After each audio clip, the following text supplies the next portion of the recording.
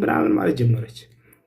ከዚህ በፊትም እንደዚህ ብላ የማታውቀውን ነገር ተናገረች። ክፈች አልኳት። ከዛ ተያዝክ ምናምን ብላ ፖለቲካ ለመስራት ፈለገች። አንቺ ነሽ ከተያዝክ ማስረጃዎች ተብለሽ እሺ ከፍታለሁ ብላ እየጠበቅናት እያለች እንደገና ልንገራችሁ እኔ ቤት ልንገራችሁ ብሎ ሂሳብ የለም። እኔ ቤት ልንገራችሁ የሚል ቃል አይሰራም። መምህራቸውን ከዚህ በፊት ልንገርህ አውጣ እያለ ነው። ከዚያ በኋላ ሳታውጣ ወዴትም አለቀህም ስለው ጊዜ ተሳድቦ ሄደው ታስታውሳላችሁ አይደል? ቪዲዮውን ክፈቱ ነው የምላችሁ። ቀጥታ የተጠየቀችው ሌላ የምታወራው ሌላ ምን እንደሆነ አላስረዳችሁ፣ ልመልስላችሁ። ኪታብ ወይም መጽሐፍ የተባለው የተጻፈ ነገር ብቻ ነው። ግልጠተ መለኮት ኪታብ አይባልም እያለች ነው። ማነው እንደሱ ያለሽ?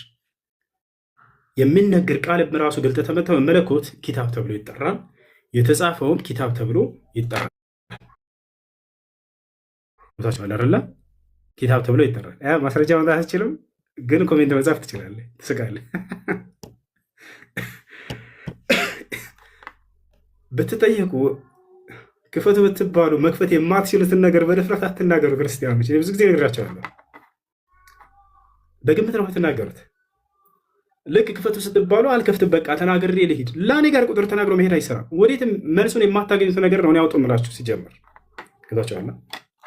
እንደ አጠቃላይ ኪታብ ይባላል፣ መጽሐፍ ይባላል። አላህ በነቢዩ ሙሐመድ ሰለላሁ ዐለይሂ ወሰለም ላይ ያወረደላቸው ሲጀመር ምን ይባላል? ግልጠተ መለኮት ነው። በመጽሐፍ መልኩ ነው ወይ የወረደው? አይደለም።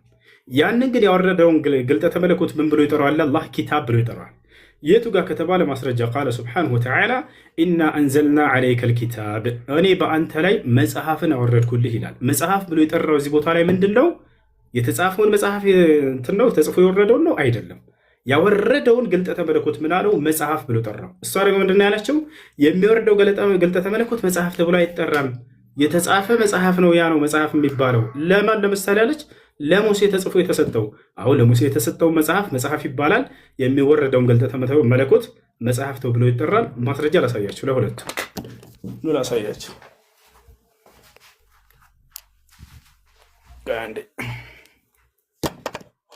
አላህ ለነቢዩ ሙሐመድ ሰለላሁ ዐለይሂ ወሰለም የሚያወርደውን መጽሐፍ ማን ነው? ግልጠተ መለኮት ራእዩን ምን ብሎ ይጠራዋል? መጽሐፍ ብሎ ይጠራዋል። ማስረጃ። ከዚያ በኋላ ለእነ ሙሳ ደግሞ ተጽፎ ነው የተሰጣቸው። እርሱ ምን ተብሎ ይጠራል? መጽሐፍ ተብሎ ይጠራል። ስለዚህ መጽሐፍ ወይንም ኪታብ የሚለው ለሁለቱም ይውላል የሚለውን ከዚህ ትረዳላችሁ ማለት ነው። አሁን ማስረጃ እያወጣሁ ለሁለቱም ላሳያችሁ። አላህ በሱረት ዙመር ላይ ሲናገር ኢና አንዘልና ዐለይከል ኪታብ ይላል።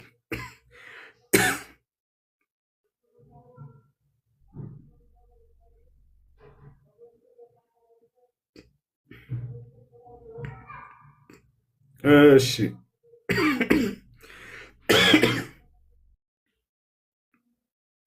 ሱረት ዙመር 41 ላይ አላህ ምን ይላል? ተመልከቱ።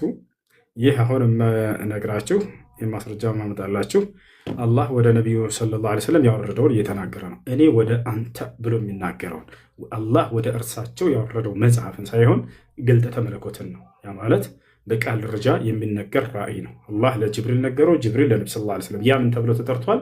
ከአላህ ወደ እርሳቸው የተላለፈውን ኪታብ መጽሐፍ ብሎ ይጠራዋል። ማስረጃ ብሎ ያሳያችሁ ሱረቱ ዙመር ቁጥር 41 ላይ። ከዚያ ለሙሳ የሰጠውን ደግሞ መጽሐፍ ብሎ እርሱንም እንደጠራ ያሳያቸዋለሁ። ሁለቱም በቃልም ደረጃ የሚነገር ከአምላክ ዘንድ ልክ እንዲሁ በጽሁፍም ተጽፎ የመጣ መጽሐፍ ይባላሉ ሁለቱም። ያ እና ቁጥር 41 ላይ ቁጥር 41 ምን ላይ እኛ መጽሐፉን በአንተ ላይ ለሰዎች ጥቅም በእውነት አወረድ ነው ይላል። መጽሐፍ ብሎ ጠራው። ማን? አላህ። ምኑን? ያወረደውን ግልጠተ መለኮት መጽሐፍ ብሎ ጠራው። ከአላህ የተወረደው መጽሐፍ ነው ወይ? አይ አይደለም ነበር፣ ግልጠተ መለኮት ነው። ግን ያ ግልጠተ መለኮት ምን ተብሎ ይጠራል? መጽሐፍ ተብሎ ይጠራል። ለሙሳ የወረደለት እስከተባለ አላህ ስብሐነሁ ወተዓላ ተናግሮት ሳይሆን በቀጥታ በመለኮታዊ እጁ ጽፎ ነው የሰጠው። መጽሐፍ ነው የተሰጠው። ያንንም ምን ተብሎ ተገልጿል? ተጽፎ የሚወረድም መጽሐፍ ተብሎ ተወርዷል ማለት ነው። ወለቀድ አተይና ሙሳ ልኪታብ ይላል አላህ። ለእርሱም ማስረጃ ልስጥላችሁ። ወለቀድ አተይና ሙሳ ልኪታብ። እሺ ሱረቱል በቀራ ሁለተኛው ምዕራፍ ላይ ቁጥር 53 ላይ እንሂድ። ቁጥር 53 ምን ይላል? ያውና ቁጥር 53 ላይ ሙሳንም መጽሐፉን በእውነትና በውሸት መለያንም ትመሩ ዘንድ በሰጠነው ጊዜ አስታውሳል። ስለዚህ ለሙሳ የተሰጠው ተጽፎ ነው፣ ያ መጽሐፍ ተብሏል። ተጽፎ የተሰጠ ለነቢዩ ሙሐመድ ሰለላሁ ዐለይሂ ወሰለም ደግሞ መጽሐፍ ተጽፎ ሳይሆን የተሰጣቸው ራእይ ነው፣ ግልጠተ መለኮት ነው፣ ከአላህ ዘንድ የተገለጠላቸው ተጽፎ ሳይሆን፣ ያንንም ሁለቱንም መጽሐፍ ተብሎ ይጠራል፣ ሁለቱም ማለት ነው። ይሄን ይመስላለሽ። ስለዚህ አላህ ሱብሓነሁ ወተዓላ ይህ መጽሐፍ ከአላህ ለመሆኑ ምንም ጥርጥር የለውም የሚለውን ሁለተኛው ምዕራፍ ሁለተኛው አንቀጽ ላይ ሱረቱል በቀራ ላይ ያለውን ቁርአንን ግልጠተ መለኮቱን ያመለክታል ማለት ነው። ያ ነው። ጥያቄ ያለው ክርስቲያን አለ? እኔ ጥያቄ ነበረኝ። ሰላም ነው? ደህና አልሐምዱሊላህ አለን። ቅድም መጽሐፍ ቅዱስ ተበርዟል ስትል ነበር አይደል? ኦኬ። የትኛው ፓርት ነው የተበረዘው? መልካም እሺ። መበረዝ ማለት ለምሳሌ በነቢያቶች ላይ የሌሉ ትምህርቶች መጨመራቸው፣ ልክ እንዲሁ ደግሞ ከጊዜ በኋላ ሰዎች ተነስተው የሌለን ቃል መጨመራቸው፣ ልክ እንዲሁ ቃሉ እያለ ሌላ የተሳሳተ ትርጓሜን በመስጠት በእነዚህ ሁሉ የበረዟቸው። የትኛው ቦታ ከጊዜ በኋላ ለምሳሌ መጥተው ሰዎች የጨመሯቸው የዮሐንስ ወንጌል ምዕራፍ 8 ከቁጥር 1 ጀምሮ ያለው የመጀመሪያው በቃሉ የተጻፈበት የግሪኩ ላይ አታገኘውም፣ የለም እዚያ ላይ እሱ ለምሳሌ እንደዛ። አሁን ቆይ አንድ እሺ፣ በነገራችን ላይ ይህ ነገር የተበረዘው ነብዩ መሐመድ ከመምጣቱ በፊት ነው ወይስ ከመምጣቱ በኋላ? አሁን ተበረዘና ከዚያ በኋላ እንደገና ስለ ጊዜው እናወራለን። ይሄን አመንክ የተበረዘውን የሰጠውን ማስረጃ ጠይቀህ ነበረ። አይ ያልኩ ያለሁት እንደዛ አልኩ። ዮሐንስ ወንጌልን ስላልከኝ ዝም በል ያልከኝ መሰለኝ። ዝም በል አይደለም ያልኩህ፣ ጠየቅኝ። የቱ ጋር አልከው ማስረጃ ስለሰጠሁ እኮ ዮሐንስ ወንጌልን አልከኝ አይደለ? ስህተት ነው ወይስ እውነት ነው በለንና ከዛ መቼ የሚለውን ደግሞ እንመጣበታለን። እኔ ማወቅ የፈለኩት ምክንያቱም እሱ አሁን አንተ ወይም ሙስሊሞች ናችሁ ተበርዟል የምትሉ ይህ ቅኖና የተደረገው በእኛ በ300 ምናምን ነው። ነብዩ መሐመድ የመጡት ደግሞ በ600 ነው። የትኛው ነው መቼ ነው የተደረገው? በ300 ምናምን ያልከው አንድ ጊዜ ማስረጃ ክፈታው ለተናገርከው ትልቁ ላይ እሺ፣ ያለ ተናገርከው። ኦኬ እሺ፣ አንዴ እየነዳሁኝ ነው። እሺ፣ አንዴ ግን አልመለስክልኝም ጥያቄ። አንዴ ክፈተውና እያየናል። እሺ፣ አይ ምን አልከኝ? መቼ እንደሱን አሁን ለተናገርከው ማስረጃውን አሳየኝ። ኦኬ እሺ፣ በሐዲስ ኪዳን በ367 እስከ 397 ባለው ቅኖናው ተጨርሶ አልቋል። አንድ ያሳየን እስኪ ልጄ፣ እስኪ ምን አልከኝ? አንድ አሳየን ለተናገርከው ማስረጃ። ኦኬ አሳየኝ። ያ ኦኬ እሺ። አይ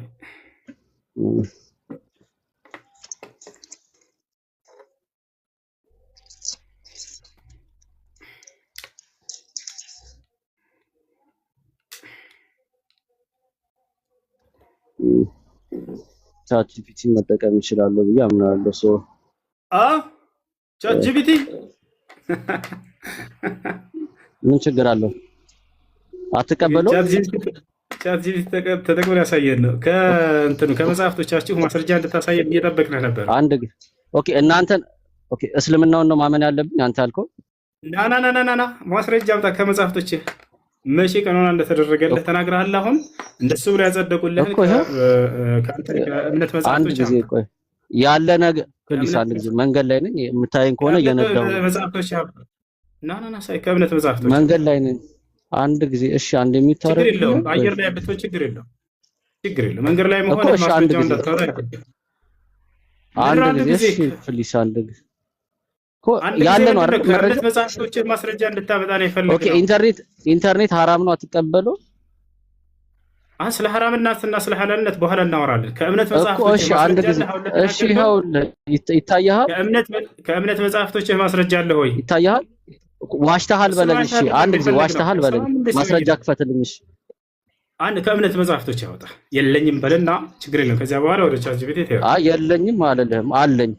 አትቀበለው? ካለ ከእምነት ስህተት ነው ይሄ። ከእምነት መጽሐፍቶች ስህተት ነው ይሄ። ስህተት ነው ስህተት ነው። አንዴ ቆይ ኤሎሄ ስህተት ነው በለኝና ቆይ አንዴ ኤሎሄ ምን መሰለክ፣ አንደኛ ነገር እነዚህ መጽሐፍቶች ማለት ነው ካኖናይዝ ያደረጉት እነማን ናቸው? ማን ነው አውቶራይዜሽኑ የሰጣቸው? ማን ነው ስልጣኑን የሰጣቸው? በመጀመሪያ ሰዎቹ ነው አንዴ ጃ እኮ እንወቃቸው። ኖ አይ እንወቃቸው። ከዛ በኋላ አይ አሁን አንተ እነማን ካኖናይዝ ያደረገልክ? ኖ ንገረን፣ እነማን ናቸው?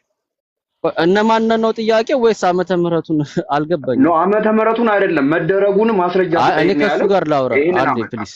ኖ ይሄንን አምጣ መጀመሪያ። እሱ ነው እየነገረክ ያለው። አሁን ወደ መጽሐፉ እሱ አያውቅም አይደለም። አይ ስላልተግባባ ይነግርሃል፣ እየተረዳ እኮ አይደለም። እና በጥጦ መልክ ላስረዳክ ብዬ በጥጦ መልክ ላስረዳክ። አይካ ማን እንትን እንዳደረገ ካኖናይዝ እንዳደረገ ንገርን መጀመሪያ። እነማን ናቸው? ልክ ነሽ። በጥጦ መልክ ትሰጠኛለህ። እሺ ንገረኝ። ቀለል እነማን ናቸው? ባንነጋገር ነው ጃ እኮ ማን ናቸው? እሱ አያውቅም ምናምን ሌላ ነገር ውስጥ አትግባ። እሱ በነገረህ ጤነኛ ውይይት መጀመሪያ እኮ ተረጋጋሽ። እኔ ተረጋግቼ እሱ የጠየቀ ጥያቄ 10 እየደገመልክ እየተረዳህ እኮ አይደለም። ስለዚህ የነገርኩህ ምንድን ነው? አንተ ያልከውን አላለም እኮ ገባኝ። እነማን ናቸው? እሱ ቃል ላይ ከዋሸሁበት አንዴ እሱ ቃል ላይ እኔ ከዋሸሁበት ዋሽተህብኛል ይበለኝ ፕሊስ አለ ጊዜ ትክክል ናቸው። አልዋሸቱም። አመሰግናለሁ። ምን ይዋሻሉ? በቃ ስለዚህ አሁን ዓመተ ምህረቱን ስህተት ነው። አንዴ አታዳምጥም? አይ ቲንክ የሰማኸኝ አልመሰለኝም። እሱ እየነዳሁ ነው ያለሁት። አንድ ጊዜ እኔን እንድትሰማኝ እድል ስጠኝ እንጂ ታዲያ እሱን ካላስቆምኩኝ አልክ። ያው አስቆምኩልህ እኔ በራሴ ገብቶሃል አይደል? አይ ችግር የለም። እሺ ሚዩት ሊያዝ አንተ ተናገርከው ከእምነት መጽሐፍቶች ማስረጃ ልታመጣ ትችላለህ? ባይ ዘ ዌይ እኔ ምናምን አለው ማስረጃ ያለው ነገር አሁን ላይ እስከ 5 ሚሊዮን መጽሐፍ ታምዳውን ስለሆነ አሁን ጥያቄያችን ከእምነት መጽሐፍቶች እኮ የሌለ ነገር አይጻፍም ብዬ አምናለሁ። አንተ እምነት አይደለም ጥያቄያችን ከእምነት መጽሐፍቶች ልታመጣ ትችላለህ ወይ ልታትችልም? እሺ አንድ ይሄንን ትቀበለዋለህ አትቀበለውም? በቃ ስለዚህ የለህም ማለት ነው ማስረጃ። ይሄው እየሰጠሁህ ነው እየሰጠሁህ። አይ የለህም አትበለኝ፣ እየሰጠሁህ ትቀበለዋለህ። የተጠየቀው ሌላ የምታመጣው ሌላ እኮ ነው ወገናችን። ዓመተ ምህረት ነው አይደል የጠየቀህ? አይደለም ተረጋጋ፣ ቀስ። ኦኬ እሺ ምንድን ነው የጠየቀኝ ንገረኝ። እሺ ዓመተ ምህረት ነው የጠየቀኝ ያለህ አሁን የተጠየቀው አልተረዳሁህ፣ ይቅርታ።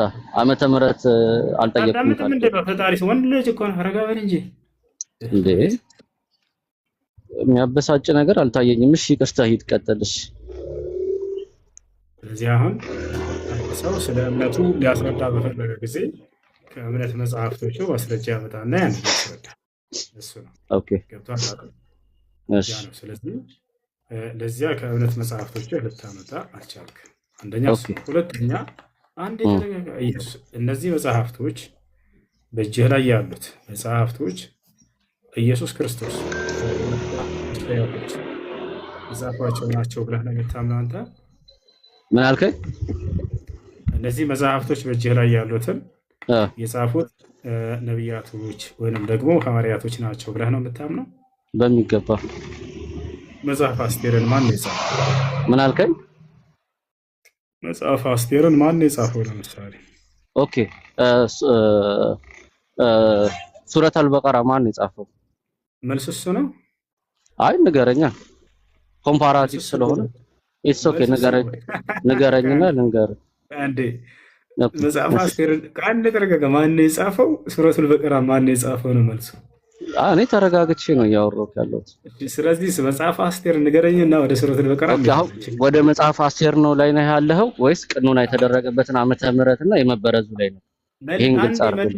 የቀደሙን ጨረስን። አሁን ሁለተኛ ላይ ምን አለ መሰለህ? አይ አልጨረስንም። አንድ ያተረጋጋም እነዚህን መጽሐፍቶች ነቢያትና ሐዋርያቶች ናቸው የጻፉት ብለህ ታምናለህ ያልኩህ? አዎ አልከኝ። እሺ መጽሐፍ አስቴርን ማን ነው የጻፈው ተባልክ። አንዴ አይ መበረዙን እንጨርስ። ማን ነው የጻፈው መጽሐፍ አስቴር ማን ነው የጻፈው? እሺ መበረዙ ላይ እንቀጥል ወይስ መጽሐፍ አስቴር ላይ ነው ያለኸው? መጽሐፍ አስቴር ላይ እንቀጥል። ኦኬ መበረዙንስ? መጽሐፍ አስቴርን ማን ነው የጻፈው? መበረዙን አለመበረዙ አውቀሽ ጊዜ ልገኝ ነው አይደል? በራሱ ጊዜ ተናግሮ አዎ ነቢያቶች ናቸው የጻፉት ብለው ይፎክራሉ ሁልጊዜ። አሁንም ይሄ ልጅ ወጥመድ ውስጥ ገባ። አዎ ነቢያቶች ናቸው የጻፉት አለ። እሺ መጽሐፍ አስቴር ማን ነው የጻፈው? ሱረቱል በቀራ ማን ነው የጻፈው? መልሱ ይሄ ነው። ጥያቄ የለኝ። እሺ ጥያቄ ምንድን ነው? እኛ ቁርአንን ማን ነው የጻፈው? በጥቅሉ ቁርአን የጻፉት ማን እንደሆነ በግልጽ ተገልጸዋል። ከፈለክ ያሳያለሁ። ኩና ኑአሊፉ ልቁርአን ዒንደ ረሱሊላህ አለ ዘይድ ብን ሳቢት። ቃል በቃል ዘይድ ብን ሳቢት ምን አለ? እኛ ከነቢዩ ሰለላሁ ዐለይሂ ወሰለም ዘንድ ቁጭ ብለን ቁርአንን ስንጽፍ ነበር አለ። የነቢ ሰለላሁ ዐለይሂ ወሰለም ሰሓቦች ናቸው የጻፉት። ለናሙናነት ያክል አንዱ ዘይድ ብን ሳቢት ይባላል። ሁሉም ሰሓቦች ግን ሲጽፉት። እሺ አቤኔ ጥያቄ ምንድን ነው? እሺ አንድ ሰው ለምሳሌ እኔ የማውቀው በፕሮቴስታንት እምነት አንድ ሰው ኢየሱስን ሲቀበል የሚማረው ትምህርት አለ። ለምሳሌ ድነት ተብሎ ደህንነት ተብሎ ደቀ መዝሙር ተብሎ የሚማሩት ነገር አለ። እስልምናን ከተቀበለ በኋላ የሚማረው ትምህርት አለ። የእምነት መሰረታዊ ትምህርቶች አሉ። የእስልምና ዋና ዋና የእምነት መሰረቶች አሉ። እነሱን ይማራል። ለምሳሌ እስልምና ውስጥ ሐራም የሆኑትን አንዳንድ ነገሮች ደግሞ ከወንድም ሙስሊም ሰምቻለሁ እና አንዱ ፎቶ መነሳት ሐራም ነው የሚባል ነገር ወሬ ሰምቻለሁ። በሱ ላይ ምንድን ነው የሚለው ቁርአን? እሺ ምስል የሚለውን አስመልክቶ ፎቶ ሳይሆን ምስል በሚል ላይ የመጣው ሐዲሱ ላይ ሱራ ይላል። ሱራ ማለት ደግሞ ምስል ማለት ነው። ምስል አስመልክቶ የመጣው ሲከለከል ጊዜ ነቢዩ ሰለላሁ ዐለይሂ ወሰለም በነበሩበት ዘመን የነበረው ምስል ምንድን ነው? ያን አስመልክቶ ነው ነቢዩ ሰለላሁ ዐለይሂ ወሰለም የከለከሉት። በዚያን ጊዜ የነበረው ምንድን ነው ከተባለ ነቢዩ ሰለላሁ ዐለይሂ ወሰለም ያንን 17 ሐዲሶችን ተናግረዋል። ሰሒህ የሆኑ ሐዲሶች በቡኻሪ እና በሙስሊም ላይ የሚገኙ። በዚያን ጊዜ የነበረው ምስል ምንድን ነው ከተባለ ሰዎች ከድንጋይ ከእንጨት እና ከዛፍ ከተለያዩ ነገራቶች የሚቀርጿቸውና ሁለተኛ ደግሞ በእጃቸው የሚስሏቸው ስዕላ ስዕሎች ናቸው። ረስም ይባላል። እነዚህ ሁለቱን አስመልክቶ የመጣ ሐዲስ ነው። በዑለሞች መካከል በዚህ ጉዳይ እንደሆነ ምንም ጥርጥር የለውም። ገብተዋል። ያ ነው በነቢያችን ሰለላሁ ዐለይሂ ወሰለም ዘመን የነበሩት እነርሱ ናቸው። እነርሱንም የከለከሉበት ምክንያት ምንድን ነው ከተባለ በአዳም ልኮ የመጣው ምስልን ከመቅረጽ የተነሳ ስለሆነ በአዳም ልኮ ከአዳም ጀምሮ እስከ ኖህ ዘመን ድረስ የለም ነበር። በኖህ ዘመን ነው 5 ታላላቅ ጻድቃን የተባሉ ሰዎች በሱራ ኖህ ላይ የኖህ ምዕራፍ ላይ ተገልጸዋል። ወድ፣ የሱዕ፣ የጉት፣ የዑቅ፣ ነስራ የሚባሉ 5 ደጋግ ሰዎች ነበሩ። እነርሱም ከእንጨት እና ከብረት ከተለያዩ ነገር ቀርጸውና ስለው በመቃብሮቻቸው ላይ በማስቀመጥ እነርሱም በመሳል የሰሩት የሆነ በአዳም ልኮ ነው። ከዚያ ጋር አያይዘው ነው ነብዩ ሰለላሁ ዐለይሂ ወሰለም የከለከሏቸው። ይህ ፎቶ በሚለው ጉዳይ ግን በዑለሞች መካከል ሼክ ዘይድ አልመድኸሊ ታላቁ ዓሊም ተጠይቀው በዑለሞች መካከል ኺላፍ አለ። ከዑለሞች መካከል ከዚያ ነው ብለው እሱን ይጠቃለላል ብለው የተናገራሉ። ሌሎች ደግሞ አይ ከዛ የሚጠቃለል አይደለም ብለው የተናገራሉ ብለው አስቀምጦታል ማለት ነው። ያን ያክል አይደለም እርሱ። ነገር ግን በግልጽ የተከለከለው ምንድን ነው ከተባለ ያንን ነብዩ ሰለላሁ ዐለይሂ ወሰለም በዘመናቸው የነበረውን ጣዖት አስመልክተው ሐውልት አስመልክተው የተናገሯቸው ነገራቶች ናቸው። ሰዎች ወደ ባዕድ አምልኮ እንዳይገቡ ብለው የከለከሉት ሐዲስ ነው። ወላሂ አለም ይሄን ይመስላል። እሺ ይሄኛው ሐራም አይደለም ወይ ነው መልሱ? እሺ በዑለሞች መካከል ያን ያክል እንትን አጨቃጫቂ እንትን ነገር አይደለም። በዑለሞች መካከል ከዚያ ጋር ዋናው ሐዲሱ በነብዩ ሰለላሁ ዐለይሂ ወሰለም ዘመን ምን አስመልክተው ነው የተናገሩት የሚለውን ለሶስተኛ ጊዜ ደግሜ ልንገርህ። በጊዜያቸው ስለነበረው ስለሚሳሉ ስዕሎችና ስለሚቀረጹ ቅርጻ ቅርጾች አስመልክተው ነው የተናገሩት። ያ ነው። አዎ ገብቶኛል። ይሄማ ገብቶኛል። አይደለም። እሺ ቀጣይ ጥያቄ ምንድን ነው? ይሄን የሚያካትት አይደለም ባጭሩ። እሺ ቀጣይ ጥያቄ ስለ ቀኝና ግራ እጅ አበላል። ምክንያቱም ይህንን ቀኝና ግራችን የፈጠረ ፈጣሪ ነው። መቼስ ሁለቱንም እንድንጠቀም ነው የፈጠረልን። በቀኝ መብላት ምንድነው ልዩነቱ? በግራ መብላት ምንድነው ልዩነቱ? ለምንድነው በግራ የማይበላ? አምላክ በነቢያቶች በኩል ያዘዘን ትእዛዛቶች አሉ። አምልኮ ብሎ ማለት አምላክ በነቢያት በኩል ያዘዘውን ትእዛዝ ያንን መቀበል የሚለው ነው።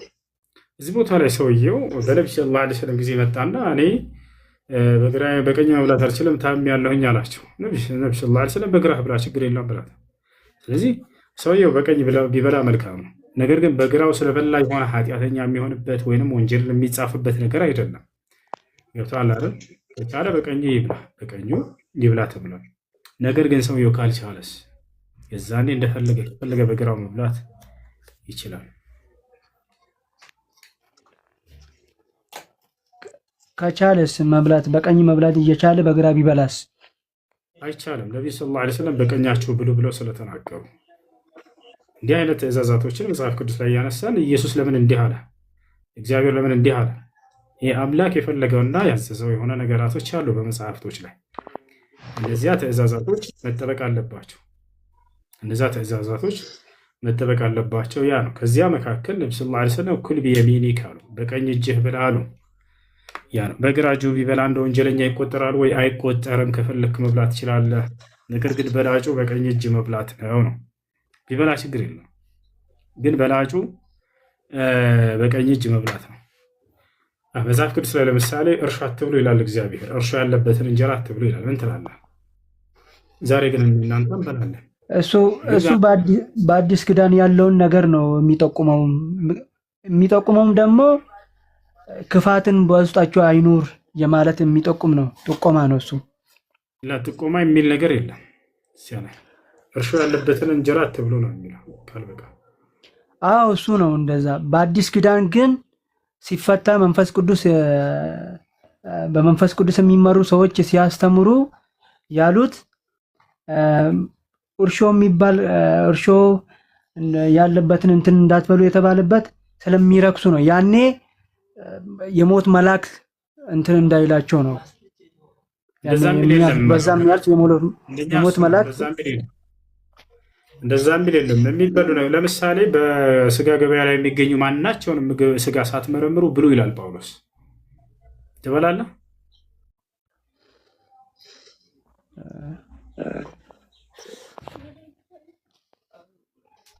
ትበላለህ? ማስረጃ አለ? አለ። አሳየህ። በስጋ በገበያ ላይ የሚገኝ ማንኛውም ስጋ ሳትመረምር ብላ ተብላችኋል። ቻይና ብትሄድ አሁን ከፍቼዋለሁ። ያና ጳውሎስ ምን አለ? ያ ትንሽ ራቅ አድርገው። ያና ምን አለ ጳውሎስ? በስጋ ገበያ የሚሸጠውን ሁሉ ከህሊና የተነሳ ሳትመረምሩ ብሉ ይላል። አይ ሌላ ምን ጨምርልህ? ወይን ጠጅ ጠጡ ይላል ጳውሎስ። ጠጅ ጠጡ ይላል። ምን ትላለህ? ትጠጣለህ? ገላትያ ምዕራፍ 5 ላይ ግን ይህንን ነገር ይከለክላል እኮ መጽሐፉ ላይ ጠጡ ይላል። እንግዲህ ማለት ከራሱ ጋር ተጋጨ ማለት ነው። ጳውሎስ ራሱ ከራሱ ጋር ተጋጨ ማለት ነው። ጳውሎስ ሲናገር ጠጡ እያለ ይናገራል። ከዚህ በኋላ ግን ውሃ ጠጡ ይላል ጳውሎስ። ታዲያስ ጠጅ ማብራሽ ጠጡ ይላል። ጠጡ ካለ በኋላ ወይን ጠጅ ያሰክራል አያሰክርም? ወይን ጠጅ እንትን ብዬ ስለማላውቅ ያንን ነገር ልገምት አልችልም። ግን ገላትያ ምዕራፍ ላይ እንደ መጽሐፉ ለምሳሌ መጽሐፍ ቅዱስ ላይ ኖህም ወይን ጠጅ ጠጥቶ ሰከረ ይላል። ስለዚህ ወይን ጠጅ ያሰክራል አይደለ? አዎ መጽሐፍ አሁን ያሰክራል። ስለዚህ ጳውሎስ የሚያሰክርን ነገር ወይን ጠጅ ጠጡ ካለ በኋላ ደግሞ ሰካራሞች መንግስተ ሰማያትን አይገቡም ይላል መልሶ። ጠጣ ካለ በኋላ መንግስተ ሰማያት አትገባም ማለት መንግስተ ሰማያት እንዳትገባ ራሱ አጠጥቶ አስክሮ ራሱ እንደገና መንግስተ ሰማያት አትገቡም ይላል። ላሳየህ እነዚህ ያለበትን እሱን አንብቤ ያለው ገላትያ ምዕራፍ 5 ሰካራሞች መንግስተ ሰማያትን አይወርሱም ይላል። ነገር ግን ራሱ የሚያሰክር ነገር ጠጡ እያለ ይመክራል። ተመልከት እንዴት ነው ከአምላክ የሆነ አካል የሚጋጭ ነገር ሊያስተምር የሚችለው? እርስ በራሱ የሚላተም የሆነን ነገር ወደ መንግስተ ሰማያት የማያስገባን ነገር ስሩ እያለ ይመክራል። እንደገና ይሄን ከሰራቸው ደግሞ መንግስተ ሰማያት አትገባትም ይላል። እሺ የመጨረሻ ጥያቄ፣ እሺ በእስልምና ውስጥ መስበክ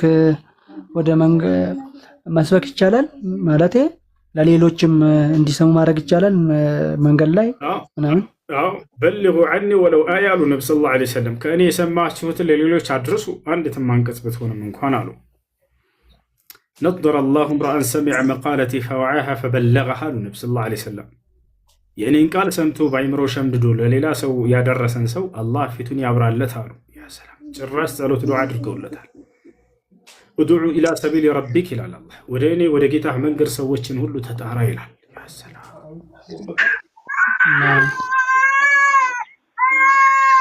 እሱ ሰላም ነው። እሺ ሰላም ነው። እንዴት ነህ? ጸጋና ሰላም ይብዛልህ። አንዴ መጨረሻ በቃ በጣም እሺ፣ መጨረሻ ጥያቄ መሰለም እፈልጋለሁ። መስለም ትፈልጋለህ? አላሁ አክበር ማሻአላህ። ይሄ ልጅ እስካሁን ከቅድም ጀምሮ ከቀን ጀምሮ ሲጠይቅ ነበር። ከዚህ በኋላ መስለም ይፈልጋል። ማሻአላህ። የምለውን ቃል አብረህ እየተከተልክ በለሽ። የምለውን ቃል አብረህ እየተከተልክ በል። የሻሃዳ ቃል ላስብለህ። እንትን ላድርገው በትልቁ ወይስ እንደዚሁ? ችግር የለውም። በዚሁ ማለት ትችላለህ። ቃልህን አሰማኝ።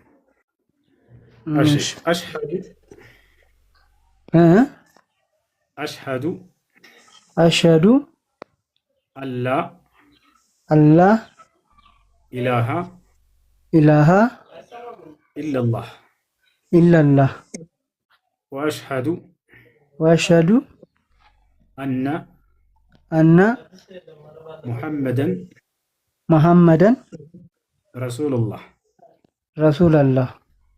አላሁ አክበር። ለአላህ ምስጋና ይገባ። ከዚህ በኋላ ሙስሊም ሆነሃል። የሻሃዳ ቃል ብለሃል። የሻሃዳ ቃል ማለት የምስክር ቃል ማለት ነው።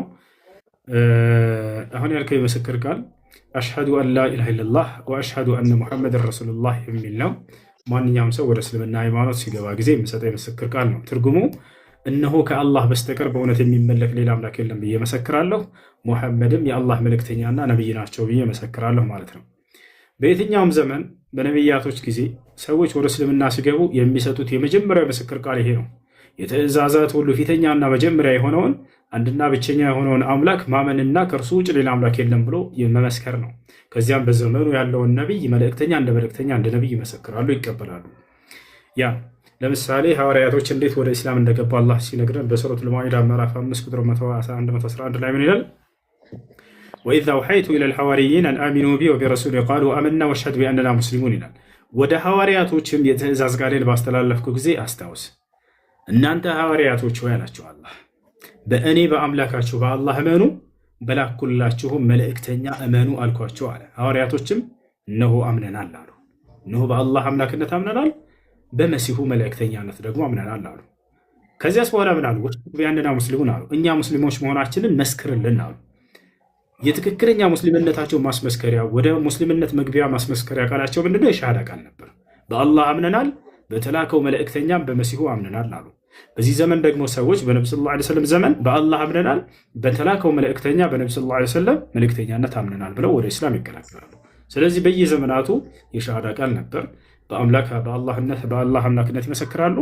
በዘመኑ የተላከውን ነቢይ እንደ መልእክተኛ ይመሰክራሉ። ይሄ ነው።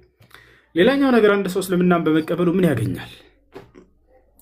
አንደኛ የመጀመሪያ የሚያገኘው ነገር ምንድን ነው ከተባለ የዚህ ዓለም ትልቁ ጸጋ ከኃጢአት መዳን ነው። ከኃጢአት ንጹህ መሆን ነው አይደለም? ስለዚህ የሰለመ ሰው መጀመሪያ ከአምላኩ ዘንድ የሚሰጠው ጸጋ የኃጢአትን ስርየትና ምህረት ነው። አላህ ስብሐነሁ ወተዓላ በቁርአን ላይ ሲናገር ምን አለ? ወኢኒ ለገፋሩ ሊመን ታበ ይላል። ወደ እኔ ለተመለሰ እኔ ኃጢአትን ሁሉ ምርለታለሁ ይላል። ስለዚህ አምላክ አላህ ስብሐነሁ ወተዓላ ወደ እርሱ ለሚመለሱ ሰዎች ኃጢአታቸውን ሁሉ ይምርላቸዋል። ነቢያችን ሰለላሁ ዐለይሂ ወሰለም አልኢስላም የጀቡ ማ ቀብለሁ አሉ። እስልምና ከእርሱ በፊት ያለን ኃጢአት ሁሉ ያስተሰርያል አሉ። ያ ማለት ሰውየው እስልምና ሲቀበል ያለፈ ኃጢአቱ ሁሉ ይሰረይለታል፣ ይማርለታል ማለት ነው። እሺ፣ ስለ ቀጣዩ ዓለም ምንድን ነው ተስፋ ሰጥቷል ወይ እስልምና? አዎ፣ ከሞት በኋላ ትንሣኤ እንዳለ እስልምና ያስተምራል። ትንሣኤ ማለት ከሙታን መነሳት ማለት ነው። ሰዎች ይነሳሉ ዳግም። ከተነሱ በኋላ ደግሞ አማኞችን የሰጣቸው ተስፋ ቃል አለ። አምላክ አላህ ሱብሓነሁ ወተዓላ በቀጣዩ ዓለም ገነትን ሊያወርሳቸው ቃል ገብቷል። የዘላለማዊ ህይወትን ሊሰጣቸው ቃል ገብቷል። ማስረጃ ቃለ ሱብሓነሁ ወተዓላ ኢነ ለዚነ አመኑ ወዐሚሉ ሷሊሓት ለሁም ጀናቱ ነዒም አለ። እነዚያ አምነው መልካምን ለሰሩ ሰዎች የገነትን ጸጋ ለእነርሱ አዘጋጅቼላቸዋለሁ ይላል አላህ። ኻሊዲነ ፊሃ በእርሷም ውስጥ ለዘላለም ዘውታሪዎች ናቸው አለ። ወዕደላሂ ሐቃ፣ ይህም የእኔ የአላህ ቃል እውነት ነው። ወሁወል ዐዚዙል ሐኪም፣ እኔ አሸናፊና ጥበበኛ የሆንኩኝ አምላክ እያለ ይናገራል። ይህ ነው ነቢያችን ሰለላሁ ዐለይሂ ወሰለም ሙስሊሞች በቀጣዩ ዓለም ወዴት እንደሚሄዱ ሲነግሯቸው ምን አሉ? አልጀነቱ ላ የድኹሉሃ ኢላ ነፍሱን ሙስሊም አሉ። ገነትን ሙስሊም ነፍስ እንጂ ሌላ ማንም አይገባባትም እያሉ ሙስሊሞች የገነት እንደሚሆኑ ቃል በቃል ተናግረዋል። ተስፋቸውን ሰጥተዋቸዋል ማለት ነው። ይህን ይመስላል። እሺ እንግዲህ አንድ ሰው እስልምናን ከተቀበለ በኋላ ምን ማድረግ ይጠበቅበታል ወደሚለው ስንመጣ ለመሰከረው ለአምላኩ ለአላህ መገዛት መስገድ ይጠበቅበታል። ያን ለማድረግ ሻወር ይወስዳል። ሻወር ከወሰደ በኋላ ስለ ሶላት አሰጋገድ በመማር ሶላት መስገድ ይጀምራል ማለት ነው። ይወጣቻል። ይሄ ነው። ከዛም እስላማዊ ትምህርቶችን በመከታተል እስላም የሚያዘውን መስራት፣ እስላም የሚከለክለውን ነገር በመራቅ ይህን ዘመኑን ያሳልፋል ማለት ነው። ይሄ ነው አላህ በቁርአን ላይ ወዕቡድ ረበከ ሐታ የእትየከል የቂን ይላል። ሞት እስኪመጣብህ ድረስ እኔን ጌታህን አላህን ተገዛ እያለ ይናገራል። እሺ ወንድማችን በአቅራቢያ የምታገኛቸው በአካል የምታገኛቸው ሙስሊም ጓደኞች ታገኛለህ ስለ ሶላት እንዲያስተምሩ ታገኛለህ? አቤን መልካም መልካም። እሺ ስለ ሶላት አሰጋገር አስተምሪ በላት። ስለ ሶላት አሰጋገር ተምረህ መስገድ ትጀምራለህ። አቤኔዘር ወይንም አቤኔ ነው ስምህ። መቀየር ካልፈለግ ችግር የለውም። መቀየር የምትፈልግ ከሆነ አሳውቀንና እኛ ስም እንቀይርልሃለን፣ ወይንም አንተ የምትወደውን ስም በራስህ ፈቃድ መቀየር ትችላለህ። አንተው እንትን በለልኝ። መልካም። እሺ እኔ በጣም ደስ የሚለኝ ስም ሙሐመድ። ሙሐመድ ማለት ምስጉኑ ማለት ነው። የነቢያችን ሰለላሁ ዐለይሂ ወሰለም አንደኛ ስማቸው ነው። ሊ ኸምሰቱ አስማ አሉ፣ ለእኔ 5 ስሞች አሉኝ አሉ። አነ ሙሐመድ አሉ፣ እኔ ሙሐመድ ነኝ አሉ። ሙሐመድ ማለት ምስጉኑ ማለት ነው። በዚህ ስም የሰየማቸው አምላክ አላህ ሱብሓነሁ ወተዓላ ነው። ስሞቻቸው ሁሉ ስም ሳይሆን ስም ብቻ ሳይሆን እንደኛ እንደሌሎቻችን ማንነታቸውን በዚያ የተገለጹበት ማንነት ነው። አማኝ የሆኑ ሰዎች ሁሉ በምድር ላይ የእርሳቸውን ለአማኙ ሁሉ የዋሉትን ውለታ በሚያስተውል ጊዜ እርሳቸውን ያመሰግናቸዋል። በቀጣዩ ዓለም ደግሞ አማኝም ከሃዲውም ተነስቶ በቁሙ ነው የሚያመሰግናቸው። ይህን አላህ በቁርአን ላይ ተናግሯል። ገብታቸው እንዳጠቃላይ ሙሐመድ የሚለው ስም ከተስማማ ሙሐመድ ቢሆን ደስ ይለኛል ማለት ነው። እሺ እና ሻወር ወስደህ ስለ ሶላት አሰጋገድ በመማር ሶላት መስገድን ትጀምራለህ ወንድማችን። ይህን ይመስላል። እሺ እሺ አይ እሺ ደህና መሻችሁ? ሰላም ነው። እንዴት ነህ? አለሁ። ሰላም ናችሁ? ጥያቄ ነበር። እሺ ጥያቄ ምንድን ነው? ግን አሁን ቆይ እስቲ ጀስት ተረጋጋ። እሺ አሁን ለምሳሌ እናንተ ለነብያችሁ ገብታችሁ ቃል በቃል በቁርአን ላይ ያለው አዎ ነብያቶቻችን ሙስሊሞች ናቸው፣ መጽሐፉንም የተቀበሉት ሙስሊሞች ናቸው። ግን ከዚያ በኋላ የተቀበለና ከዚያ በኋላ እንደገና የበረዙት አካሎች የተለያዩ ናቸው። የተቀበሉት ነብያቶቻችን ናቸው። አዎ አላህ በቁርአን ላይ ሲናገር እና አንዘልነ ተውራት እያለ እኔ ኦሪትን አወረድኳት እያለ ይናገራል። ለማን? ለሙሳ። ሙሳ ታዲያ እምነቱ ምን ነበር? ሙስሊም ነበር። ህዝቦቹ ምን ነበሩ? ሙስሊሞች ነበሩ። ማስረጃ ወቃለ ሙሳ ሊቀውሚሂ ኢንኩንቱም አመንቱም ቢላሂ ፈዐለይሂ ተወከሉ ኢንኩንቱም ሙስሊሚን። ሙሴ ለህዝቦቹ ምን አላቸው? ህዝቦቼ ሆይ በአንዱ አምላክ በአላህ የምታምኑ እንደሆናቸውና ሙስሊሞች እንደሆናቸው በእርሱ ላይ ተመኩ አላቸው ይላል። ያው ምን እንደሆናቸው? ሙስሊሞች እንደሆናቸው ይላቸዋል። ታዲያ የሙሴ ህዝቦች ሙስሊሞች ነን ብለዋል ወይ? ሙስሊሞች ነን ብለዋል። ረበና አፍሪግ ዐለይና ሰብረን ወተወፈና ሙስሊሚን አሉ። ጌታችን አላህ ሆይ ትዕግስትህን በእኛ ላይ አፍሰስ፣ ሙስሊሞች አድርገህም ግደለን አሉ ይላል። ጨረስን። አሁን የማንን ህዝቦች? የሙሳን ህዝቦች። የዒሳ ህዝቦችስ? ከዒሳ ምን ተማሩ ከተባለ እስልምና ሙስሊሞች ነበሩ። ቃል በቃል ሐዋርያቶች ምን አሉ? ወሽሀድ ቢአንና ሙስሊሙን አሉ። እኛ ሙስሊሞች መሆናችንን መስከር አሉ ይላል። አይ አይደለ? ያ ነው። ስለዚህ አሁን እነዚያ ነቢያቶችና ተከታዮቻቸው ሙስሊሞች ናቸው። ከጊዜ በኋላ የተነሱ ሰዎች ግን ወደ ሙሳ ራሳቸውን ያስጠጉ የአይሁድ ወገኖች እነዚያ መጽሐፉን በረሱት። ልክ እንዲሁ ከዒሳ በኋላ የተነሱ ከሐዋርያቶች በኋላ የተነሱ ሰዎች ይህን መጽሐፍ በየራሳቸው መንገድ እየጻፉ በረዟቸው። ያ ነው የሆነው ነገር። ስለዚህ የበረዟቸው እነዛ ሙስሊሞች ሳይሆኑ ከነቢያት በኋላ የተነሱ ህዝቦቻቸው ናቸው። የእኔ ጥያቄ እዚህ ላይ ነው ያለው፣ መጨረሻ ላይ ያልከው ላይ ነው። እነዚህ ሰዎች መጽሐፉ የነሱ ነው፣ የሙስሊሞቹ ነው ባለቤትነቱ ማለት ነው። ስለዚህ አሁን የሃ መጽሐፋቸው ኦልሬዲ ሙስሊሞች ተበረዞባቸዋል ማለት ነው። ከነዚያ በኋላ የተነሱ ሰዎች ናቸው የበረዟቸው። አዎ በረዟቸው። ስለዚህ በእስልምና ውስጥ ከእስልምና አንዱ መጽሐፍ ለምሳሌ ኢንጅል ቢሆን የሙስሊሞች መጽሐፍ ከሆነ ለምሳሌ መጽሐፉ ኦልሬዲ ምንም ይሁን ምንም ይበረዘ ምንም ባለቤትነቱ የነሱ ነው የሚሆነው። የሙስሊሞቹ ነው የሚሆነው። ጨረስክ ጥያቄህን? ገብቷል ሐሳቤ? ጨረስኩ። ጥያቄህን ጨርስና ልመልስልህ። በቃ ጥያቄ ባጭሩ ምንድነው? ኦሬዲ እነዚህ መጽሐፎች የሙስሊሞች ከሆኑ 3-4 መጽሐፍ አላህ ከዛ በፊት አወርዶ ከነበረና እነዛው መጽሐፍ የተበረዙባቸው ከሆነ አንዱን መጽሐፍ ያልተበረዘውን ብቻ እኔ ለምንድን ነው የምቀበለው? ማለት ሌሎቹ መጽሐፍ የራሱ መጽሐፍት ናቸው፣ ከራሱ የመጡ ናቸው። እንደሚባለው እንዲጠብቋቸው ለሰዎቹ ነው አደራ የተሰጡት። በኋላ ላይ ግን ቁርአንን አላህ እንደሚጠብቀው ራሱ ተናገረ። አሁን የመጀመሪያዎቹን መጽሐፍት ያልጠበቀውን ማለት 3-4 መጽሐፍ ያልጠበቀውን የመጨረሻው የሚጠብቀው ከሆነ አሁንም እነዚህ ዶክመንትነታቸው ለሙስሊሞች ነው የምሰጠው። እኔ ዘቡርም ቢሆን ለሙስሊሞች መሰጥ ከሆነ ከነመበረዙ ነው የምሰጠው። ገብቷል? ምክንያቱም የኛ መጽሐፍ ነው ብላችሁ ክሌም አድርጋችኋላ። ከጊዜ በኋላ ተነስተው ሰዎች በአምላክ ቃል ላይ በረዙ እያልኩ ነው። ሙስሊም ማለት ለአምላኩ ታዛዥ ነው፣ የአምላኩን ቃል የሚበረዝ አይደለም። ከጊዜ በኋላ ግን እነዚህ ሰዎች መጡና ተነስተው በአምላክ ቃል ላይ ብርዘትን አደረጉ። መበረዝ ማለት የአምላክን ቃል በዚያ ላይ የራሳቸውን ቃል ይጨምራሉ፣ ይቀንሳሉ። ይህን ሙስሊም አያደርግም። ሙስሊም ማለት ለአምላኩ ታዛዥ የሆነ አካል ነው። እኔ ሙስሊም ነኝ፣ መጥቼ ቁርአንን የምበርዝ አይደለም። የበረዝኩ ቀን ግን የዛኔ ከእምነቴ በወጣሁ ጊዜ ነው ያንን ላደርግ የምችለው። ገብተዋል አይደለ? ሙስሊሞች ሳይሆኑ ያደረጉት ከሙስሊሞች በኋላ የተነሱ ራሳቸውን ወደ ነብያት ወደ መሲሁና ወደ ሙሴ ያስጠጉ ሰዎች ናቸው የበረዟቸው እያለ ነው። ነብያት ወደ መሲሁና ወደ እኔም ሙስሊሞች በረዘውታል እያልኩ አይደለም። በአሁኑ ንግግር መሰረት ግን መጽሐፉ የእናንተ መሆኑ አያስቀረውም ነው የምልህ። መጽሐፉ ኦልሬዲ የእናንተ ነው። እሺ እዚያ ላይ ያሉት መጽሐፎቹ አንተ ያለ የምትለው አሁን ይሄ ብሉይ ኪዳንና አዲስ ኪዳንን ማለት ፈልገህ ነው ወይስ ተውራትና ኢንጂልን ነው? በቃ ከአምላክ ወረደ የተባለው መጽሐፍ ተበርዟል አልከኝ እኮ አይደለ? ስለዚህ ከአምላክ የወረደው መጽሐፍ ያው የተበረዘው መጽሐፍ ያንተ መጽሐፍ ነው ማለት ነው። የመጽሐፍነቱ የእናንተ ነው። የኛ ነው ግን ከብርዘቱ ከተከሰተበት በኋላ የኛ ነው ማለት አይቻልም። ለምሳሌ ይሄ ቁርአን አለ አይደለ? ቆይ ላስረዳ። ይሄ ቁርአን ነው ልበል። ገባህ? አንድ አዳምጠኝ ላስረዳ። ይሰማሃል? ይሄ ቁርአን ነው ለምሳሌ መሰለኝ እየሰማው ትንሽ አንተ ያረግ ይሰማል። ቀጥል፣ ግድ የለም። ይሄ ቁርአን ነው። ይሄ ቁርአን ይዘቱን በያዘበት ጊዜ የኔ መጽሐፍ ነው። የሆነ ሰው መጣና ከጊዜ በኋላ በዚህ በቁርአን ላይ ደግሞ የራሱን ሐሳብ እንደፈለገ በየመካከሉ ላይ ጨመረበት። የዛኔ የኔ መጽሐፍ ይሆናል ወይ? አይሆንም።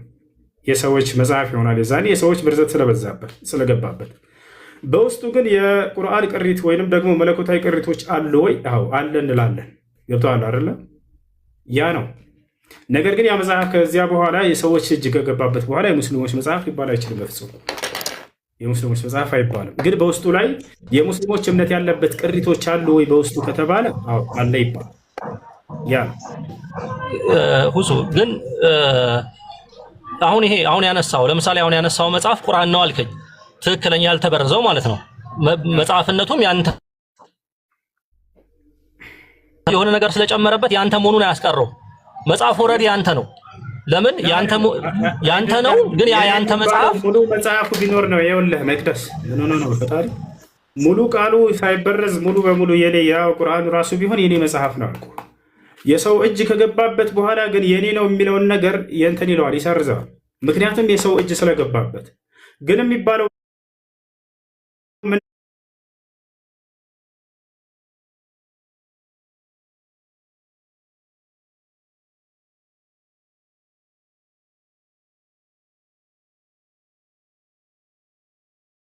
ፈቃድ ባህር ከፍሎላቸው ምናምን ይሄን የማምንበት መለኮታዊ ቅሪት ነው በውስጡ።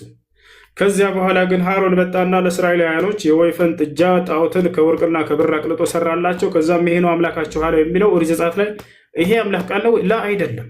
ይሄ ቃል በውስጡ በመግባቱ የአምላክ ቃል መባሉን ይሄን መጽሐፍ አያሰኘው። ከዚያ በኋላ ስሙ ይጠፋል።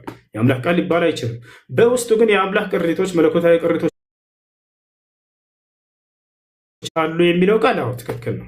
እኛም የምንልህ እርሱን ነው። አላህ ስብሐነሁ ወተዓላ በቁርአን ላይ ከውስጡ መለኮታዊ ቅሪቶች እንዳሉ ይነግረናል። ግን ያ መጽሐፍ የሰዎች መጽሐፍ ሆኗል። አሁን ኸላስ የሰዎች በረበት ይዘቱ ላይ ቢኖር ኑሮ ነው ይቷል አይደል?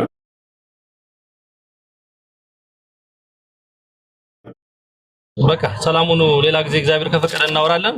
ሌሎች እድል አመሰግናለሁ በጣም ሰላሙን። አይ መርሐባ። እሺ እዚህ ላይ ቅድም ለተጠየቀው ጥያቄ ስለ ጳውሎስ ሊቃውንቶች የተናገሩት ንግግር ካለ ማየት ፈልጋለሁ ካልክ ላልከው ከፈለክ ላሳየ እችላለሁ። ፕሊስ እሺ ማየት እችላለሁ። እሺ አይ እሺ ወደ አማርኛ ቀይርልሃለሁ አንድ ጊዜ ቃል ሸይኹል ኢስላም ኢብኑ ተይሚያ ረሂመሁላህ ተዓላ እንትኑን ንገረኝ ማስረጃውን እንዲይዘው ይቅርታ ሐዲስም ከሆነ መጅሙዕ አልፈታዋ እና ሐዲስ ላይ ቅድም አሳየው ጳውሎስ የሚላል አሁን እዚህ ቦታ ላይ የሊቃውንቶች ንግግር ነው ያልከው። የሊቃውንቶች ንግግር ደግሞ ላሳየ እኮ የመጽሐፉን ማለት ነው ገብቼ ለማየት እንዲመቸኝ።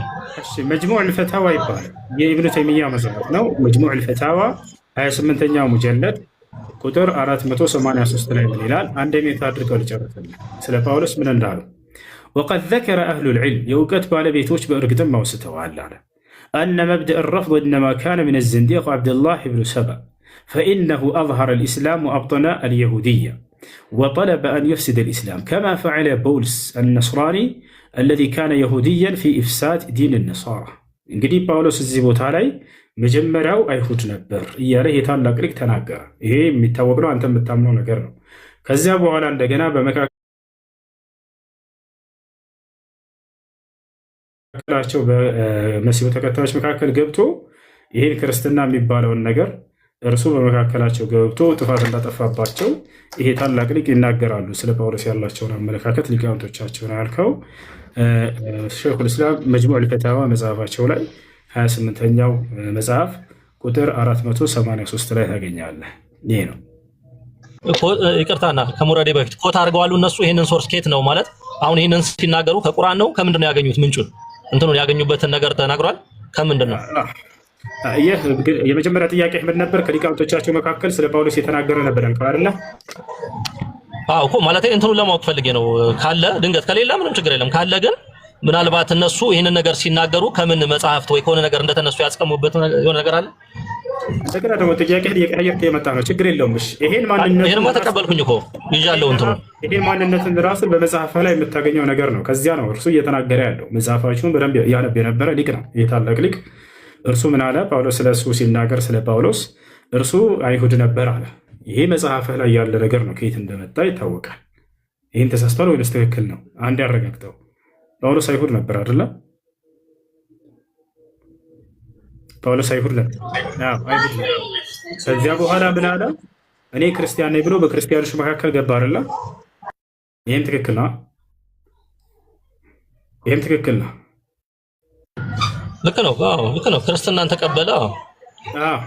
ከዚያ በኋላ እንግዲህ ይህ ሰውዬ መጥቶ የመሲሁን ትምህርትና የነቢያትን ትምህርት እንዳበላሸ በመካከላቸው ገብቶ ይገልጻል። ከዚያ መካከልም እንደው ጥቀስልኝ ካልክ ጳውሎስ የመጣበት አመጣጥ ልክ እንዲሁ ከነቢያት ትምህርት ጋር ምንም ያላስተማሩትን አዲስ ትምህርት እንዳስተማረ፣ ይህን ደግሞ መጽሐፍህ ላይ የምታገኘው ነገር ነው። ጥቀስልኝ ለናሙናነት ካልክ እጠቅስልሃለሁ። ችግር የለም። ሌላ ጊዜ እንወያያለን። ሌሎች እድል ስጥ። አመሰግናለሁ። ሰላም ሁኑ። አይ መርሐባ። እሺ እሺ ጥያቄ አለ? ቀጥል።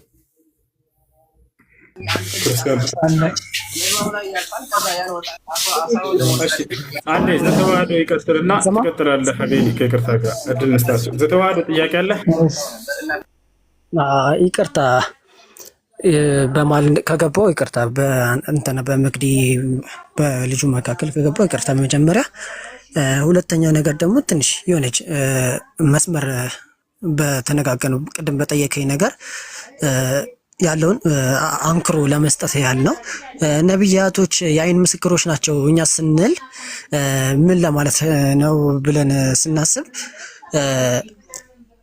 ነቢያቶች የአይን ምስክሮች ናቸው ሲባል የአይን ምስክሮች ነው ሲባል አብረውት ኢየሱስ ክርስቶስ በሕይወት ሳለ አብረውት ነበሩ። ደዌያንን ሲፈውስ፣ ዕውራንን ሲያበራ፣ ሙታንን ሲያስነሳ በዛ ሰዓት አብረውት ነበሩ። ከዛስ በኋላ ደግሞ ኢየሱስ ክርስቶስ ከተያዘ ልክ ሲያዝም ከተያዘም በኋላ ሲገረፍም በጥፊም ሲመታም መስቀል ላይም ሲሆን ቅዱስ ዮሐንስም አይቷል መስቀል ላይ ሆኖ።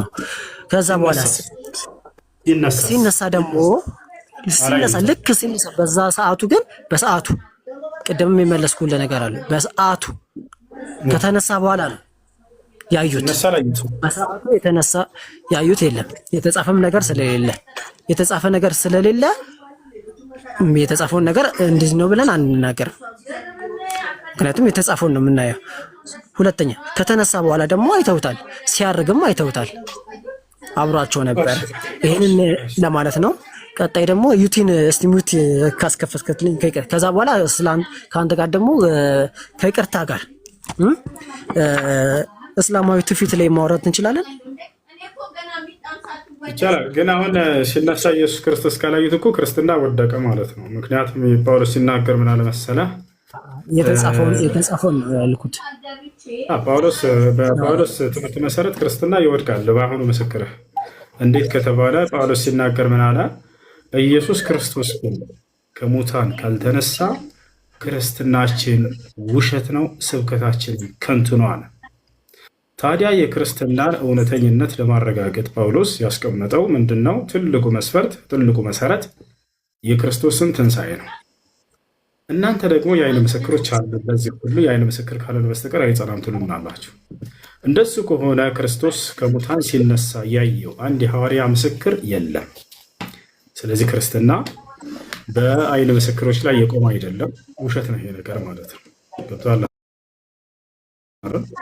ክርስቶስ ሲነሳ አንድ ያየው የሐዋርያ ምስክር የለም።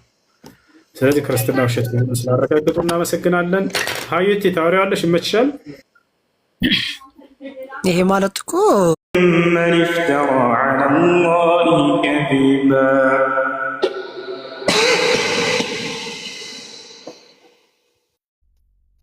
ወኢዝ አዕተዘልቱሙሁም ወማ የዕቡዱነ ኢለላህ ፈአው ኢለል ከህፊ የንሹር ለኩም ረቡኩም ሚን ረሕመቲሂ ወዩሀይይእ ለኩም ሚን አምሪኩም ሚርፈቃ ወተራ الشمس إذا طلعت تزاور عن كهفهم ذات اليمين وإذا غربت تقرضهم ذات الشمال وهم في فجوة منه ذلك من آيات الله من يهد الله فهو المهتد ومن يضلل فلن تجد له وليا مرشدا وتحسبهم أيقاظا وهم رقود ونقلبهم ذات اليمين وذات الشمال وكلبهم باسط ذراعيه بالوصيد لو اطلعت عليهم لوليت منهم فرارا ولملئت منهم رعبا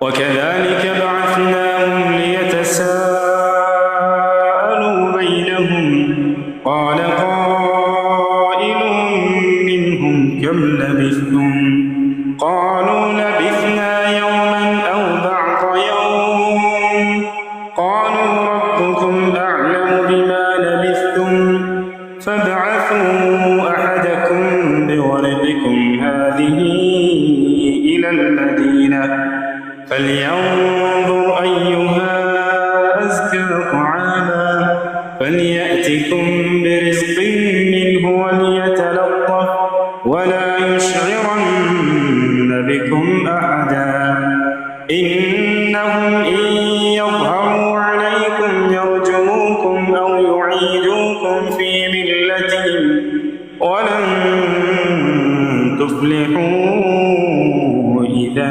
أبدا.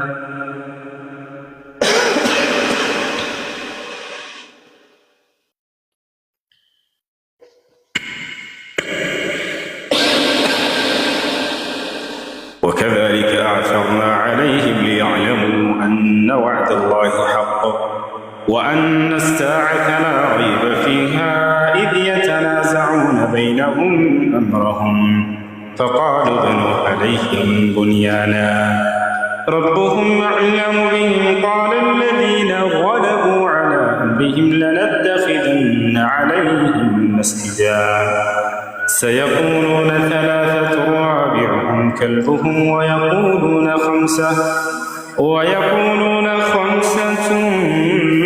سادسهم كلبهم رجما بالغيب ويقولون 7 وثامنهم كلبهم قل ربي أعلم بعدتهم ما يعلمهم إلا قليل فلا تمار فيهم إلا مراء ظاهرا ولا تستفت فيهم منهم أحدا ولا تقولن لشيء إني فاعل ذلك غدا إلا أن يشاء الله واذكر ربك إذا نسيت وقل عسى أن يهديني ربي لأقرب من هذا رشدا ولبثوا في كهفهم 300 سنين وازدادوا 9 قل الله أعلم بما لبثوا له غيب السماوات والأرض أبصر به وأسمع ما لهم من دونه من ولي ولا يشرك في حكمه أحدا واتل ما أوحي إليك من كتاب ربك لا مبدل لكلماته ولن تجد من دونه ملتحدا واصبر نفسك مع الذين يدعون ربهم بالغداة والعشي يريدون وجهه ولا تعد عيناك عنهم تريد زينة الحياة الدنيا ولا تطع من أغفلنا قلبه عن ذكرنا واتبع هواه وكان أمره فرطا وقل الحق من ربكم فمن شاء فليؤمن ومن شاء فليكفر إنا أعتدنا للظالمين نارا أحاط بهم سرادقها وإن يستغيثوا يغاثوا بماء كالمهل يشوي الوجوه بئس الشراب وساءت مرتفقا إن الذين آمنوا وعملوا الصالحات إنا لا نضيع أجر من أحسن عملا أولئك لهم جنات عدن تجري من تحتهم الأنهار يحلون فيها من أساور من ذهب ويلبسون ثيابا خضرا من سندس واستبرق متكئين فيها على الأرائك نعم الثواب وحسنت مرتفقا واضرب لهم مثلا الرجلين جعلنا لأحدهما جنتين من أعناب وحففناهما بنخل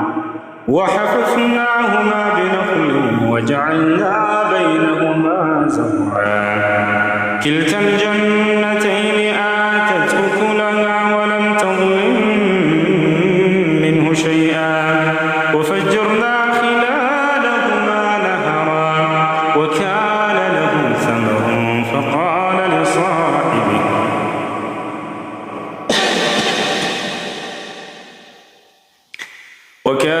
ثمر فقال لصاحبه وهو يحاوره أنا أكثر منك مالا وأعز نفرا ودخل جنته وهو ظالم لنفسه قال ما أظن أن تبيد هذه أبدا وما أظن الساعة قائمة ولئن رددت إلى ربي لأجدن خيرا منها منقلبا قال له صاحبه وهو يحاوره أكفرت بالذي خلقك من تراب ثم من نطفة ثم سواك رجلا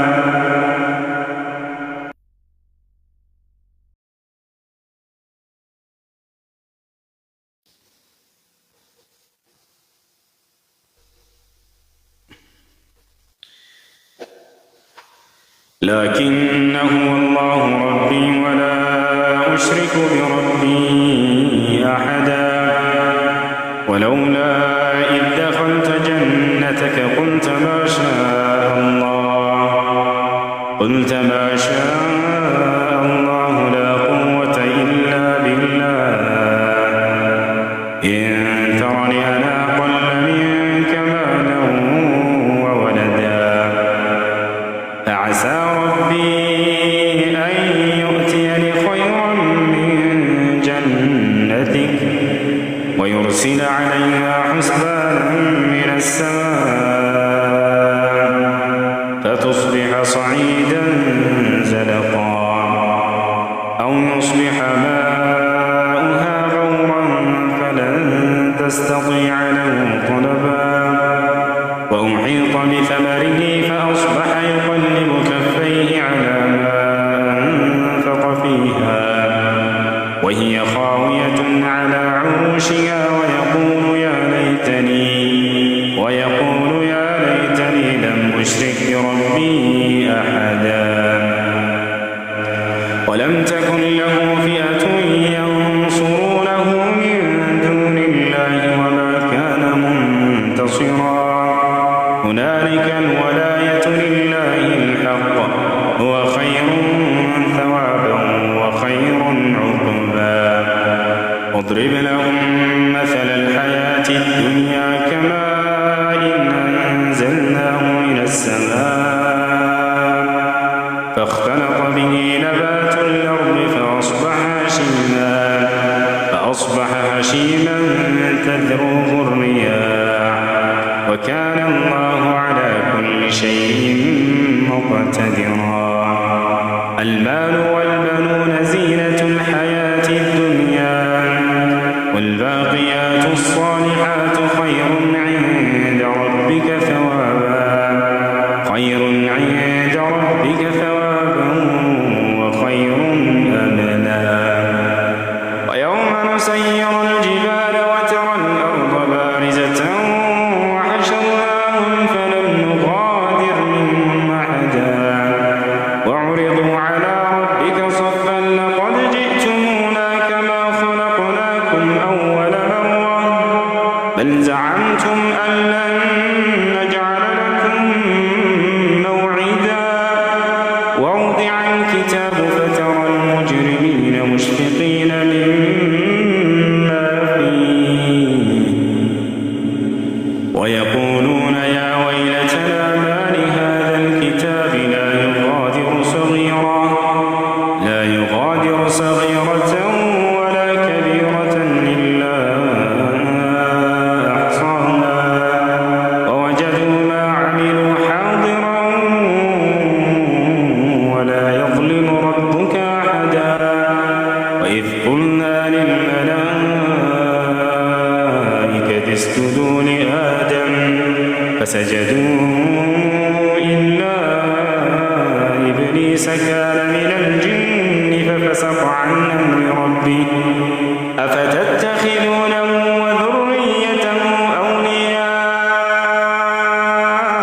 أولياء من دوني وهم لكم عدو بئس للظالمين بدلا ما أشهدتهم خلق السماوات والأرض ولا خلق أنفسهم وما كنت متخذ المضلين عضدا ويوم يقول نادوا شركائي الذين زعمتم فدعوهم فلم يستجيبوا لهم وجعلنا بينهم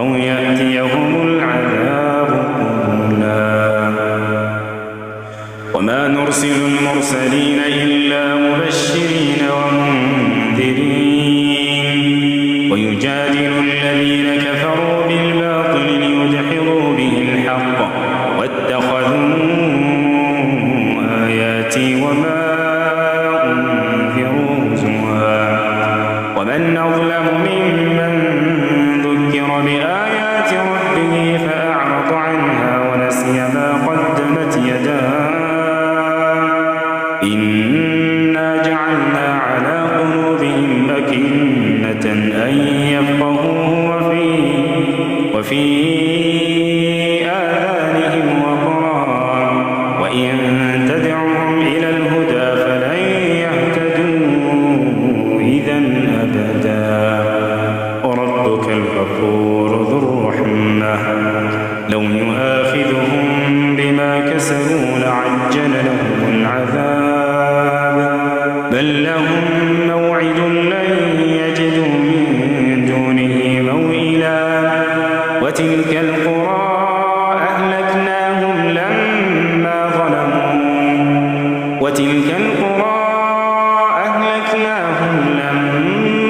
ظلموا وجعلنا لمهلكهم موعدا وإذ قال موسى لفتاه لا أبرح حتى أبلغ مجمع البحرين أو أمضي حقبا فلما بلغا مجمع بينهما نسيا حوتهما فاتخذ سبيله في البحر سربا فلما جاوزا قال لفتاه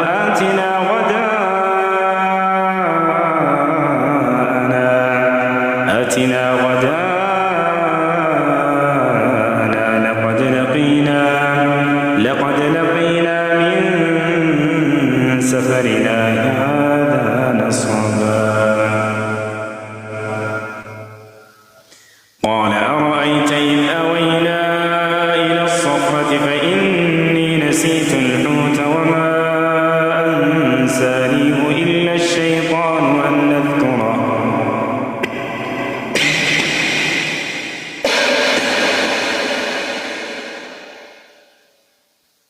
واتخذ سبيله في البحر عجبا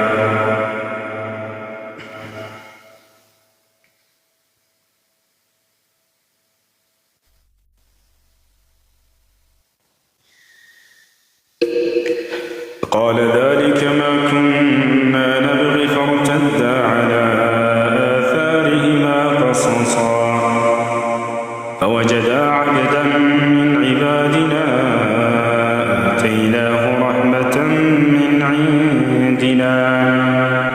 آتيناه رحمة من عندنا وعلمناه من لدنا علما قال له موسى هل أتبعك على أن تعلمني مما علمت رشدا قال إنك لن تستطيع معي صبرا وكيف تصبر على ما لم تحط به خبرا قال ستجدني إن شاء الله صابرا ولا أعصي لك أمرا قال فإن اتبعتني فلا تسألني عن شيء حتى أحدث لك منه ذكرا فانطلقا حتى إذا ركبا في السفينة خرقها قال أخرقتها لتغرق أهلها لقد جئت شيئا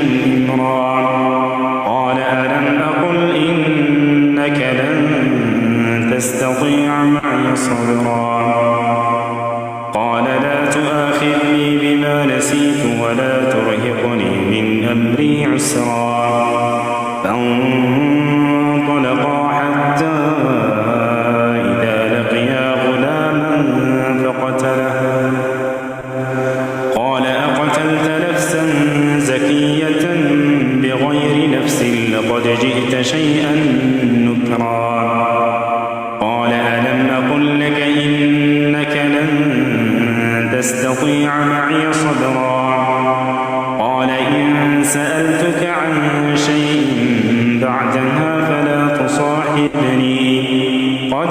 ابتغت من لدني عذرا فانطلقا حتى إذا أتيا أهل قرية استطعما أهلها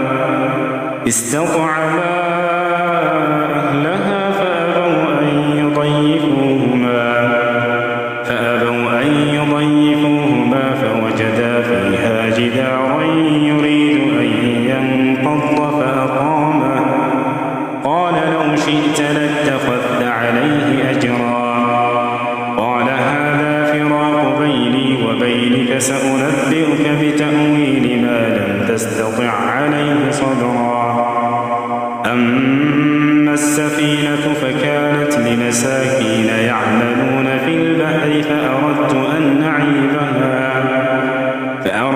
أن نعيبها وكان وراءهم ملك يأخذ كل سفينة غصبا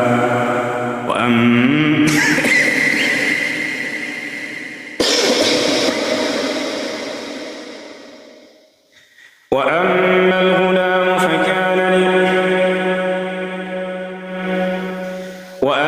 الغلام فكان أبواه مؤمنين فخشينا أن يرهقهما طغيانا وكفرا فأردنا أن يبدلهما ربهما خيرا منه زكاة وأقرب رحما وأما الجدار فكان لغلامين يتيمين في المدينة وكان تحته كنز لهما وكان أبوهما صالحا فأراد ربك أن يبلغا أشدهما ويستخرجا كنزهما رحمة من ربك وما فعلته عن أمري ذلك تأويل ما لم تسطع عليه صبرا ويسألونك عن ذي القرنين قل سأتلو عليكم منه ذكرا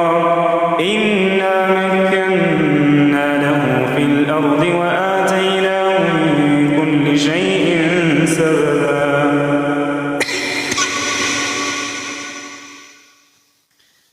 فأتبع سببا حتى إذا بلغ مغرب الشمس وجدها تغرب في عين حمية ووجد عندها قوما قلنا يا ذا القرنين إما أن تعذب وإما أن تتخذ فيهم حسنا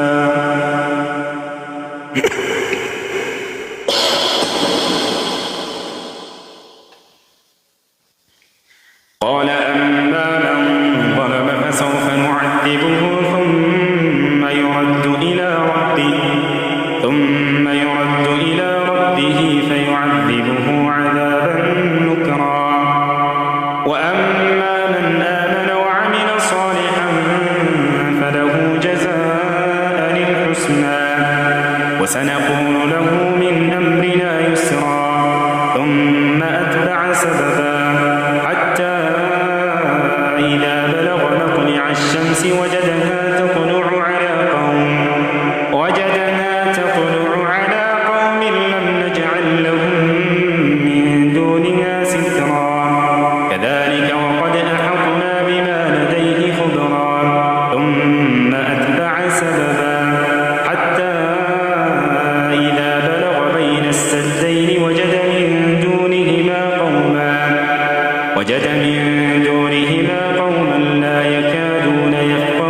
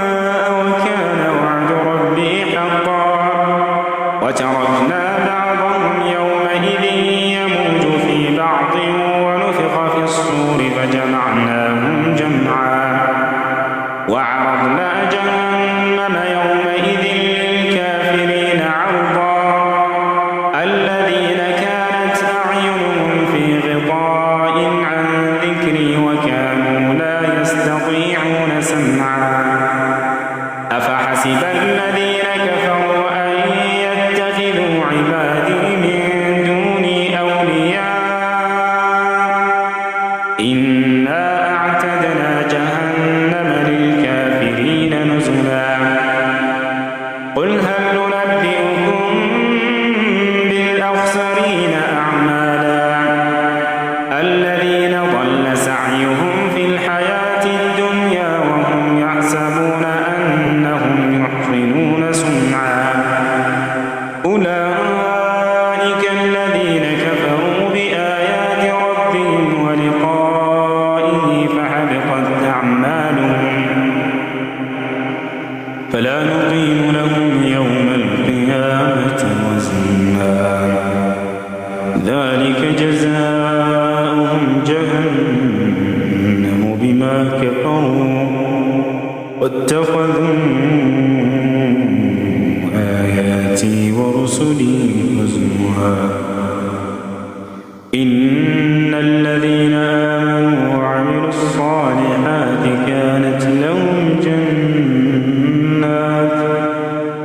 كانت لهم جنات الفردوس نزلا خالدين فيها لا يبغون عنها حولا قل لو كان